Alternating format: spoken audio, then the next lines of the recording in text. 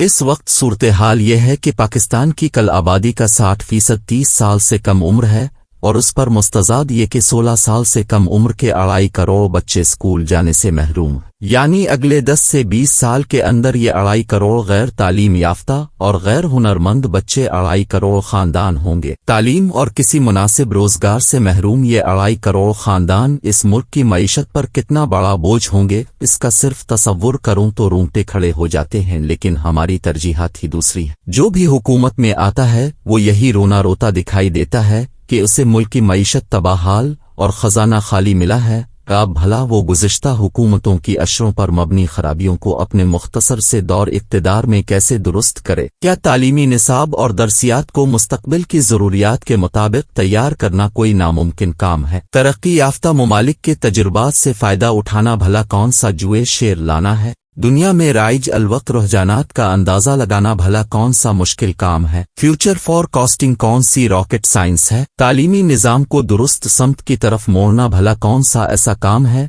जिसके लिए हुकूमत को 2/3 अक्सरियत की ज़रूरत है? और 2.5 करोड़ आउट ऑफ स्कूल्स बच्चों के मुस्तकबिल की मंसूबा साजी के लिए कौन सी अदालत से अपनी मर्जी का फैसला लेने की मोहताजी आन पड़ी है? और मतरूक निज़ाम तालीम को तब्दील करने के लिए कौन सी मुक़तदरा की आशीर्वाद मर्जी के लोगों की तकर्रुरी की मजबूरी हाइल है? दरअसल हमारे हुक्मरानों के पास वो विजन ही नहीं जो कौमों के मुस्तकबिल को रोशन करता है, और हमारे कानून साजों की तरजीहात में कौम की तरक्की नहीं बल्कि तरक्याती फंड्स का हुसूल शामिल है। पार्लियामेंट का काम कानून साजी है, लेकिन सारे अरकान पार्लियामेंट सड़क साजी, गली साजी, खंबा साजी और गटर साजी में मसरूफ हैं। अब खुद सोचें, जिनके बच्चे अमेरिका और यूरोप की यूनिवर्सिटियों में, बैंक अकाउंटेंट स्विट्जरलैंड में और जायदादें लंदन में हों, उनको तालीम से महरूम रह जाने वाले 2.5 करोड़ बच्चों और उनके मुस्तकबिल के हवाले से मुल्क की फिक्र क्यों होगी? दुनिया किधर जा रही है? मुझ जैसा 1985 में MBA करने वाला शख्स जो अपने ज़माने में जदीद तकाज़ों से हम आनगी के हवाले से सबसे लेटेस्ट डिग्री का हामिल था, 37 साल बाद अमली तौर पर अपने मजमून से किट जाने के बाद आज की नई कारोबारी दुनिया पर नज़र दौड़ाता है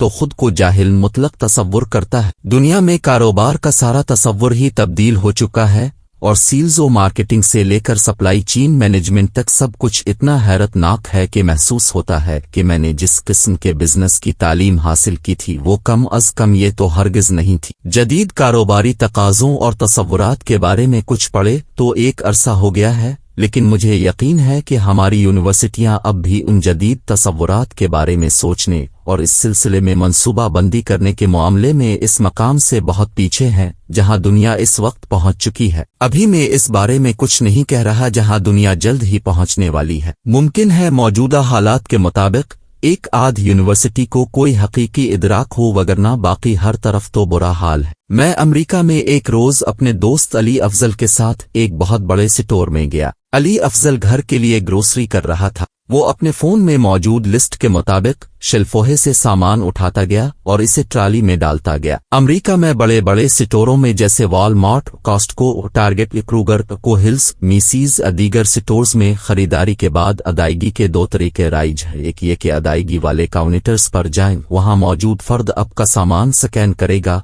और अब से इसकी रकम बसूरत कैश या बजरिया बैंक कार्ड वसूल कर लेगा। दूसरा तरीका ये कि अब सेल्फ अदायगी वाले काउंटर्स पर जाएं, अपना सामान खुद स्कैन करें और कार्ड या कैश के जरिए मशीन को अदायगी करें और सामान लेकर घर आ जाएं। अली अफजल ने खरीदारी की और बाहर निकलते वक्त ना तो अदायगी के मैनुअल काउंटर का रुख किया और ना ही सेल्फ अदायगी वाले काउंटर पर गया। और भला जाता भी कैसे? इस स्टोर में ऐसा कोई इंतजाम था ही नहीं। उसने गेट पर लगी हुई एक छोटी सी डिवाइस पर अपना फोन रखा, क्योंकि आवाज आई और अली अफजल बाहर आ गया। मैंने पूछा तो उसने बताया कि मैं जो सामान उठाकर ट्राली में डालता गया हूँ वो ऊपर लगे हुए कैमरे स्कैन करके मेरे फोन में मौजूद इस स्टोर की ऐप में मौजूद मेरे अकाउंट में डालते गए। जो ही फोन को स्कैनर से लगाया तो ये सारा सामान मेरे खाते में चला गया है और मेरे खाते से मुंसलिक कार्ड ने इसकी फौरी अदायगी कर दी है। ना कोई सेल्समैन है और ना ही चोरी चकारी का डर है कि अब जो चीज भी शेल्फ से उठा रहे हैं वो स्कैन हो रही है। अगर आपके फोन में मौजूद खरीद की गई अशिया की लिस्ट स्कैनर वाली लिस्ट से मुताबिकत नहीं रखती तो आप इस गेट से आगे नहीं गुजर सकते। अगर आप ऐसा करने की कोशिश करेंगे तो अलार्म बजेगा और सिक्योरिटी वाले आपको रोक लेंगे। अब जो ये प्रोग्राम्स बन रहे हैं, नए नए सॉफ्टवेयर तैयार हो रहे हैं और उनको आपके फोन से मुंसलिक करने की गरज से जो ऐप्स बन रही हैं, वही कारोबार और सनत का मुस्तकबिल है। अगर हम इसके लिए अपने तालिब इल्म को तैयार कर रहे हैं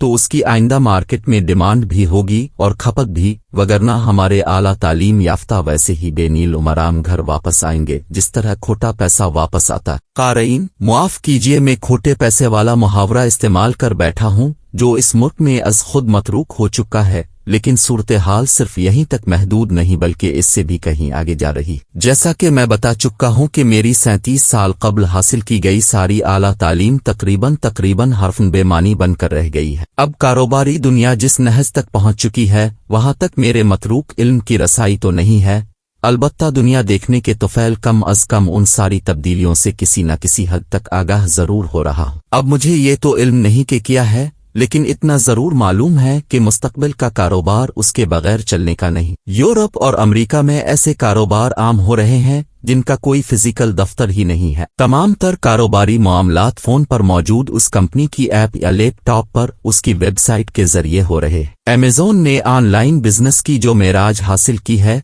बेशुमार कंपनियां अब उसकी तकलीद कर रही हैं। खरीदो फरोख्त, वापसी, तब्दीली और रिफंड सब कुछ ऑनलाइन है। एक बार दुनिया 9/11 के बाद तब्दील हुई थी और अब दूसरी बार कोरोना की वबा के दौरान तब्दील हुई है और इस तब्दीली की जानिब शुरू होने वाला सफर बड़ी तेजी से जारी है। जो इस तेज रफ्तारी में इस तब्दीली का साथ न दे सका वो फारिग हो जाएगा और मुझे निहायत मलाल से ये कहना पड़ रहा है कि हम भी उन लोगों में शामिल हैं जो इस मुतवक्के फरागत की जानिब गामजन हैं।